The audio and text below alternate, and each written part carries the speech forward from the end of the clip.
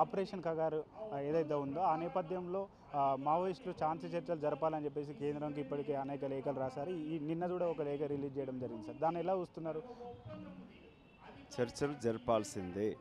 భారత్ బచావ్ కింద నక్సలైట్స్ ఏది కూడా ఇవాళ దేశం పైన యుద్ధం ప్రకటించి టెర్రరిస్ట్ యాక్ట్ తోటి దేశ పౌరులని చంపేసిన పాకిస్తాన్ తోటే చర్చలు జరుపుతున్నప్పుడు ఏ సమస్యకు పరిష్కారం అంతిమంగా చర్చలే. ఇవాళ నక్సలైట్స్ మన దేశ బిడ్డలు. దేశంలో సమసమాజ స్థాపనకి దోపిడీకి వ్యతిరేకంగా వాళ్ళు పోరాటం చేస్తూ ఉన్నారు.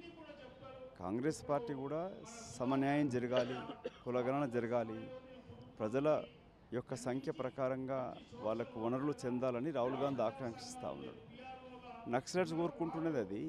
ఏ ఒక్కడి చేతుల సంపద ఉండకూడదు, సమాజంలో సంపదను సృష్టించే వర్గాలకు అది చెందాలని నక్సలైట్స్ కోరుకుంటూ ఉన్నారు.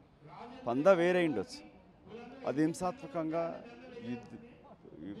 తుపాకీ గొట్టంతో మార్పు వస్తుంది అనుకున్నారు. ఇప్పుడు అది కాదు, చర్చల ద్వారా పరిష్కరించాలని అనుకున్నప్పుడు చర్చలు జరపాల్సిన బాధ్యత కేంద్ర ప్రభుత్వం పైన ఉన్నది.